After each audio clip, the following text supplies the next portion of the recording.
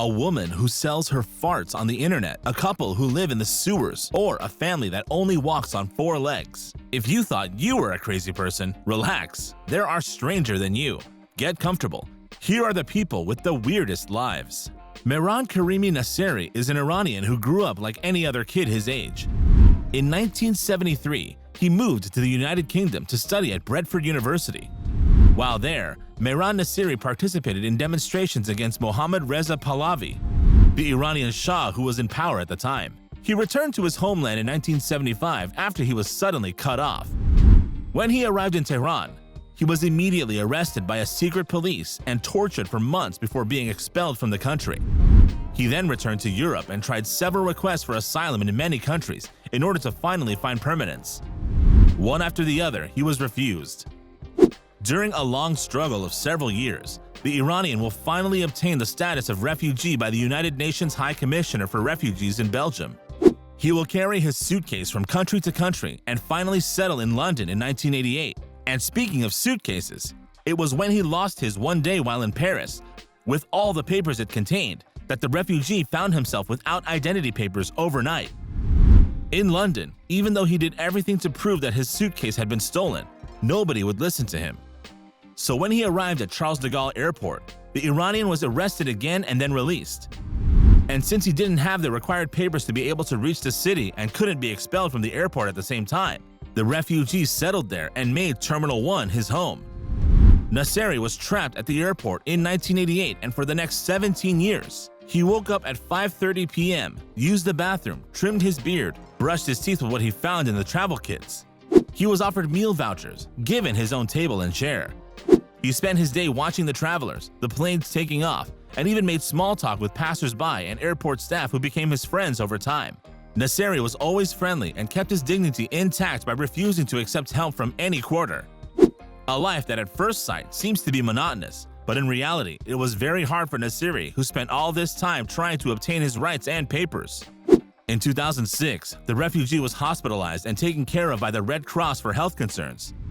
He was then transferred to a charity center in Paris and has been living there ever since. In Nagar, India, lives a 42-year-old man named Purkaram. When he feels the need to take a nap, the Indian falls asleep like everyone else, but only wakes up 25 days later. In fact, this man suffers from a very rare syndrome, which makes him sleep 300 days a year. His family takes care of him while he sleeps. They wash him, feed him, and bring him everything he needs while he snoozes deeply. In his village, Purkaram is very well known even if he is only seen 5 days a month, during which he runs his small grocery store. And even sitting in his store, he sometimes sleeps because he is constantly tired. Scientists believe that this disease is due to the fluctuation of a brain protein known as TNF-alpha, which is usually associated with disorders related to excessive sleepiness, such as sleep apnea or narcolepsy. Unfortunately for the Indian, naps don't do him any good, as he still suffers from migraines.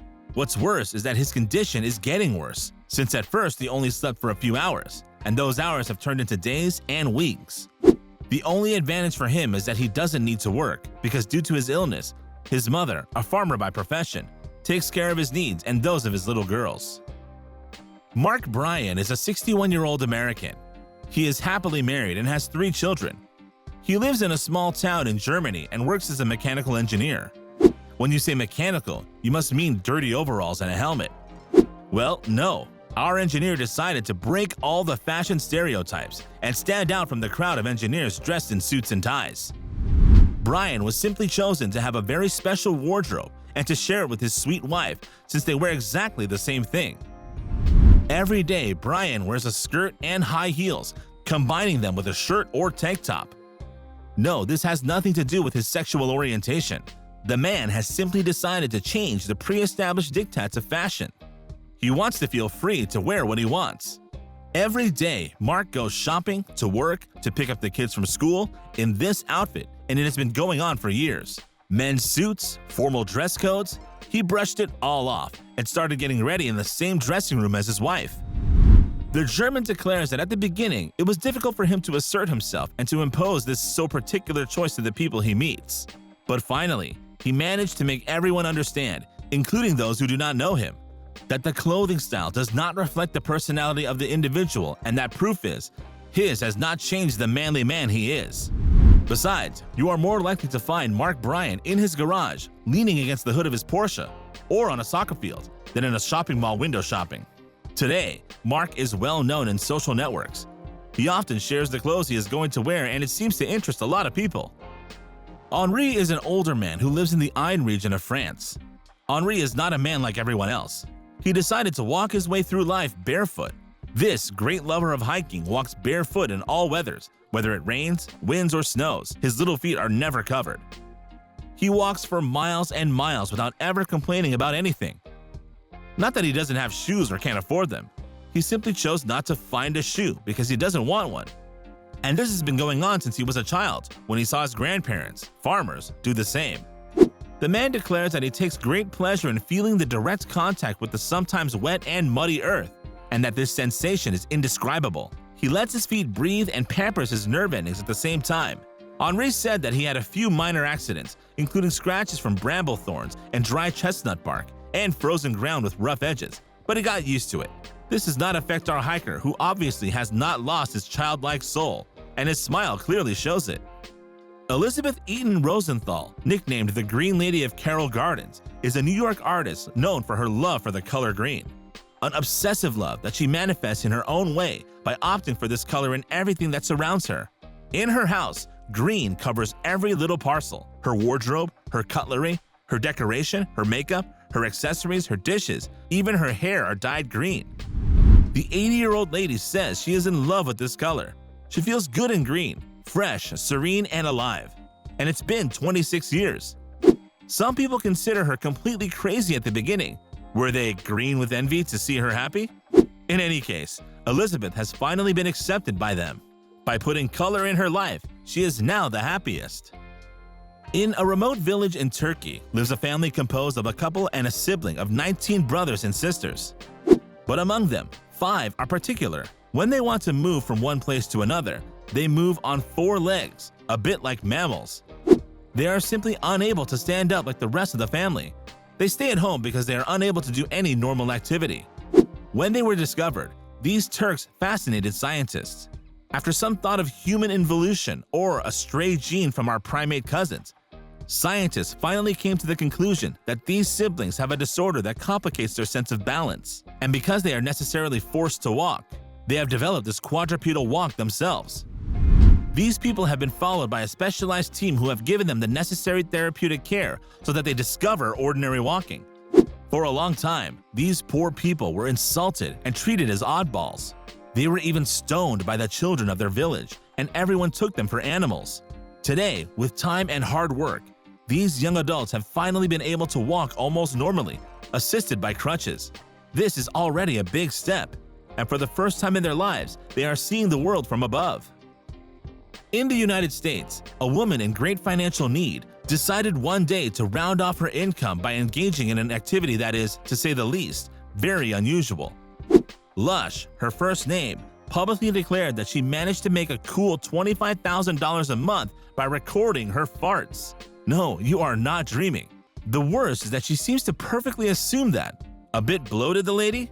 Not according to her. The young woman explains that she receives daily orders from people who, for reasons totally unknown and especially disturbing, want to receive videos on which the young woman farts. And as strange as it may seem, it seems that this activity is, excuse the term, very juicy. The American said that she has earned up to $4,000 in a single day from the orders of what she calls her customers. The most hilarious thing is that some of them ask for her farts with precise tones and on various objects. Needless to say that this activity takes away all semblance of grace and finesse, but the young woman does not seem to suffer much from it. She works hard and manages to get her head above water at the end of the month. That's what counts for her.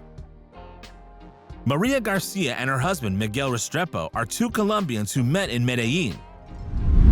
At the time they met, they were both drug addicts and their lives were ruined by drug use and the violence that plagued the region.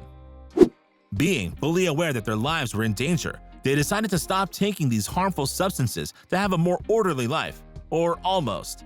They then decided to settle down both in a rather particular place. In any case, enough original and remote so that one does not notice them and that one leaves them quiet.